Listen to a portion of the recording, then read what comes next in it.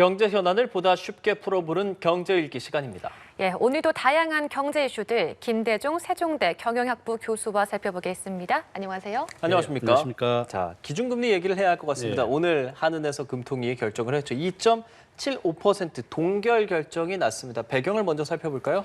예, 지금 우리나라는 현재 기준금리가 2.75%이고 미국이 4.5%입니다. 그렇죠. 현재 한국보다도 오히려 미국이 기준금리가 더 높다고 볼 수가 있고 한국은행이라든지 미국의 연방준비제이 목표로 하고 있는 기준금리 물가 수준은 2%입니다. 현재 미국과 한국의 물가 수준이 한 2.5%로 안정되어 있는데요. 가장 큰 이유가 트럼프의 고관세 정책입니다. 트럼프는 현재 중국에 대해서 145% 고관세를 부여했고 나머지 주요 우방국에 대해서는 3개월간 유예를 한 상황입니다. 우리 대한민국은 무역 의존도가 75%입니다. 전 세계에서 두 번째로 높습니다. 한국은 수출과 수입으로 먹고 사는 나라인데 이런 트럼프의 고관세 정책 때문에 한국은행이나 정부가 대응을 하는데 굉장히 큰 고심을 하고 있습니다. 예. 이와 같이 미래에 대한 불확실성이라든지 가계부채 문제, 또한 우리가 집값이라고 하는 것은 은행의 기준금리와 80%의 관계를 가지고 있습니다. 기준금리를 인하하게 되면 사람들이 대출을 받아서 집을 사게 됩니다. 바로 이런 이유 때문에 집값도 더 올라가게 된다. 예. 또한 우리나라 경제가 지금 굉장히 어렵습니다. 우리 자영업자가 작년 말에 한 100만 명 정도 폐업했고 한 80만 명이 창업을 했는데요. 이와 같이 내수 경기가 굉장히 어려움에도 불구하고 한국은행이 기준금리를 동결한 것은 이런 미래에 대한 불확실성 여러 가지 이유다. 그래서 저는 아마 조만간에는 다시 인하할 것이다. 예. 지금 현재 학자들은 최고 한 2%까지 기준금리를 내릴 것이다. 그러면 0.25%를 3번 정도 더 내려야 됩니다. 우리나라 경제가 지금 워낙에 어려운 상황이기 때문에 다음 달이나 조만간 내릴 것이다. 예. 이렇게 예측할 수 있습니다. 실제로 금통위원 6명 모두가 3개월 이내에 인하 가능성을 열어뒀다라고 이창용 한은 총재가 얘기를 하기도 했는데 그 3개월 이내에도 사실은 트럼프 대통령이 어떤 발언을 내놓느냐에 따라 또 달라질 수도 있는 거겠죠? 예, 그렇죠. 트럼프 대통령은 현재 우리 대한민국에 대해서는 25% 고관세를 부과하겠다 이렇게 됐는데 3개월 뒤에 이제 상황을 보겠다고 했습니다. 우리가 1기 때 본다면 트럼프 대통령의 이런 고관세 정책이 한 30%만 실행이 되고 70%는 폐지가 됐습니다. 미국의 입장에서도 이렇게 관세를 올리게 되면 미국의 물가가 1% 이상 크게 급등하게 됩니다. 예. 미국은 전 세계에서 값싼 물건을 수입해서 소비를 하고 있는데 미국 GDP의 70%는 소비로 이루어집니다. 미국이 관세를 올리게 되면 미국의 물가가 크게 올라가게 됩니다. 현재 2.5% 정도가 되는데 1% 이상 더 올라가게 됩니다. 바로 이런 이유 때문에 주요 우방국 60개국에 대해서는 모든 관세를 철폐했고 중국에 대해서는 현재 145% 남겨두고 있는 상황입니다. 바로 이런 이유 때문에 우리가 좀 상황을 지켜보면서 한국은행이 기준금리를 결정하겠다. 이렇게 우리가 볼 수 있습니다. 예, 이런 가운데 최근 달러 지수가 100선 안팎으로 내려왔어요. 이게 3년 만에 최저 수준이고 40년 만에 최악을 기록했다고 하는데요. 그렇습니다. 지금 현재 트럼프 대통령이 고관세 정책을 전 세계에 부과하게 되면서 미래에 대한 불확실성 때문에 그렇습니다. 전 세계에서 국제 결제에서 달러가 결제되는 비중은 IMF 기준으로 60%가 달러에서 결제됩니다. 25%가 유로화다 이렇게 보면 되겠고 파운드와 엔화, 위안화 순으로 국제 결제에서 이용이 되는데 미국이 이렇게 전 세계에 고관세를 부과하게 되고 미래에 대한 불확실성을 가져오다 보니까 금값은 상승하면서 달러 가치가 떨어지게 됩니다. 예. 현재 우리나라 원화 환율 1,470원에서 1,420원까지 급락을 했습니다. 그렇지만 우리나라 환율은 앞으로 계속 오를 것이다, 저는. 왜냐하면 우리나라의 현재 적정한 외환보유고 지금 4천억 달러 있습니다. 우리나라가 필요한 적정한 외환보유고는 저는 이거보다 좀 더 있어야 된다고 보고 우리나라 환율은 1970년 200원에서부터 시작해서 현재 1,450원까지 왔습니다. 원달러 환율은 80% 확률로 우상향입니다. 한국은 무역 의존도가 75%고 예. 현재는 한미 통화 스와프, 한일 통화 스와프 둘 다 없습니다. 지금 두 개 다 종료가 된 상황이고 한일 통화 스와프만 100억 달러가 남겨두고 있습니다. 바로 이런 이유 때문에 환율은 우상향할 것이다. 그래서 정부도 대비를 해야 되겠고 저는 한국은행이나 정부가 우리나라의 외환 보유고를 현재보다는 한 2배 정도 더 비축을 해야만 환율이 안정될 수가 있다. 저는 그렇게 제안을 드립니다. 예. 그런 환율 변동성 그리고 앞서 말한 상호관세 부과 이런 것들이 이번 기준금리 동결에도 영향을 미쳤고 뿐만 아니라 금리하면 개인의 입장에서는 가계 부채 특히나 뭐 집값이라든지 부동산 이런 것들과도 또 연관되지 않습니까? 그런 것도 좀 고려를 했다고 봐야겠죠. 맞습니다. 가계부채가 가장 큰 이유입니다. 저는 정부가 항상 얘기하는 게 네. 정부가 DSR 규제를 이제 3단계까지 시행하겠다고 했는데 우리 자영업자들이라든지 내수가 굉장히 침체된 이유가 대출을 조이기 때문입니다. 우리가 집값을 좀 잡기 위해서 집값은 계속 상승 중에 있습니다. 바로 이런 이유 때문에 정부가 가계 기준금리 인하도 동결했는데 현재 2.75%입니다. 만약에 기준금리를 인하하게 되면 집을 가진 사람이 우리나라의 절반 정도밖에 안 됩니다. 집을 가지지 못한 세대주가 한 절반 정도 되는데 그러면 이 사람들이 또 집을 사려고 금리가 인하되게 되면 집을 살 수 있는 계기가 되는 겁니다. 바로 이런 이유 때문에 가계부채라든지 집값 상승의 여러 가지 이유가 복합되어서 기준금리를 동결했다. 그렇지만 장기적으로는 기준금리를 인하해야 됩니다. 한국의 경제 성장률이 올 연말까지는 2%까지 1%가 된다. 뭐 심지어 외국인들이 0%가 된다고 예측하고 있습니다. 바로 이와 같이 우리나라가 무역 의존도가 높고 또 경제가 워낙 어려운 상황이기 때문에 기준금리를 인하하는 것은 방향이 맞다 이렇게 볼 수 있습니다. 예, 지금 기준금리가 더 인하되어야 한다고 말씀해 주셨는데 그런데 한은이 1분기 성장률이 마이너스를 기록할 수 있다라고도 발표했어요. 이 부분은 어떻게 보세요? 바로 이런 이유가 우리나라가 무역 의존도가 75%입니다. 전 세계에서 두 번째로 높은 수준인데요. 무역 의존도가 80%인 독일은 현재 경제가 마이너스로 돌아섰습니다. 네. 교역으로 먹고 사는 게 바로 독일, 한국이라고 볼 수 있는데 한국은 수출과 수입으로 먹고 사는 나라입니다. 전체 수출의 33%가 중국과 홍콩에 하고 있고 20%가 바로 미국이고 6%가 일본입니다. 이와 같이 한국은 수출 수입을 해서 먹고 살아야 되는데 트럼프의 이런 고관세 정책 때문에 한국의 수출이 가장 크게 어려움을 겪고 있습니다. 우리나라는 미국에 수출하는 게 자동차 부품, 석유화학, 반도체 순으로 이루어지고 있고 중국의 수출은 반도체, 자동차 부품 이렇게 이루어지고 있습니다. 그렇죠. 결론은 교역으로 먹고 살아야 되는데 이렇게 전 세계가 트럼프의 고관세 정책 때문에 교역이 어려워지다 보니까 한국이 가장 큰 피해자다. 중국이 가장 큰 피해자가 될 것이고 두 번째는 바로 우리 대한민국입니다. 그렇지만 우리 대한민국은 GDP는 세계 12의 강대국이고 제조업 수출의 기준으로는 세계 5위의 강대국입니다. 교수님 저희가 앞서 기준금리 동결됐다는 이야기를 좀 하고 있었어요. 특히나 시청자분들이 궁금해하실 만한 것은 부동산 시장에 그래서 어떤 영향을 미칠 거냐. 요즘에 워낙 금리가 올라 있는 상태라서 뭐 전세로 간다. 근데 또 전세도 어려워서 또 월세로 간다. 이런 부분 좀 얘기 좀 해주실까요? 예, 지금 현재 우리나라의 부동산은 한 90% 확률로 우상향입니다. 한국에 집을 가진 사람과 안 가진 사람이 5대 5입니다.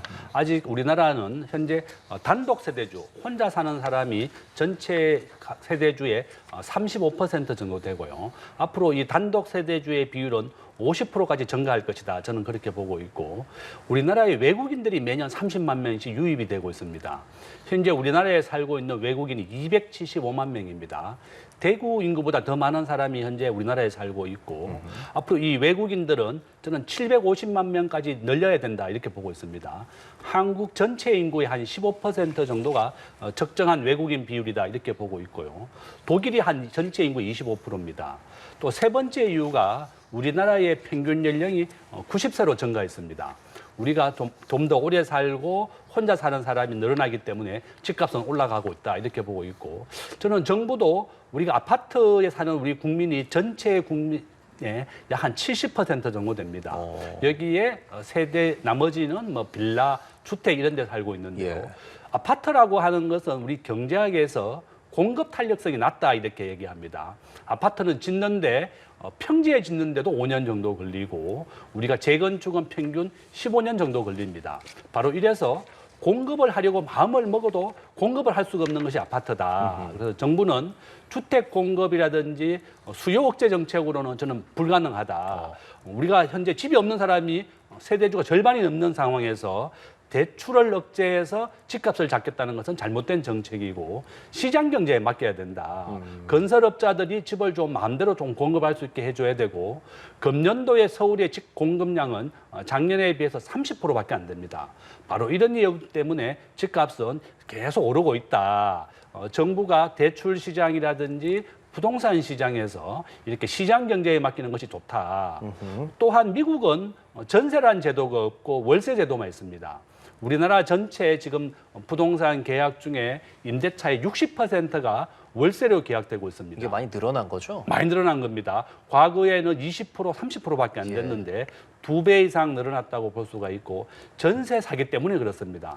우리는 집값의 한 50% 정도를 전세 대출을 해주거나 또는 집값의 70%까지 전세가 차지하고 있습니다. 그렇죠. 바로 이런 이유 때문에 전세 사기가 계속 이루어지다 보니까 대출 한도가 크게 줄었습니다. 바로 이런 이유 때문에 우리가 지금 현재 임대차 시장의 60%가 바로 월세로 이루어지고 있다. 또 월세로 하는 것이 또 보증금이 낮기 때문에 안전합니다. 예. 이것도 장단점이 있다 이렇게 볼 수 있습니다.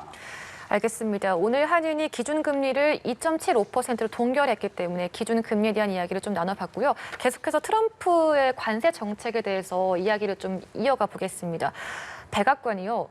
중국에 대한 관세율을 245%로 표기한 자료를 홈페이지에 게시를 했어요. 그러니까 기존에 145%였는데 245%는 어디에서 나온 수치고 또 이에 대해서 중국은 숫자 노름이다라고 뭔가 어떤 속셈인지 잘 모르겠습니다. 이 부분 어떻게 보십니까?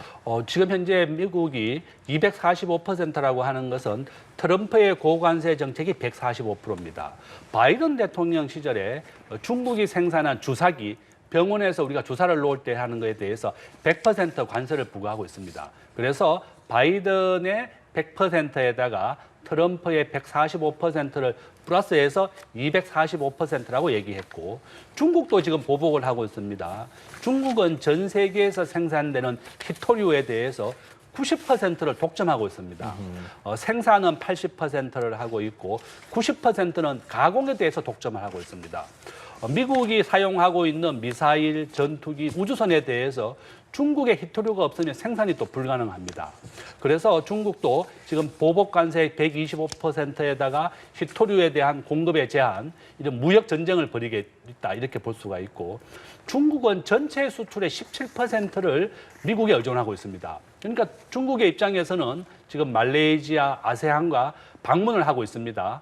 미국이 이렇게 고립주의로 나가고 보호무역주의로 나갈 때 중국은 더 교역을 확대하겠다는 것이고 트럼프 대통령이 이렇게 고관세 정책을 가장 펼치는 이유는요.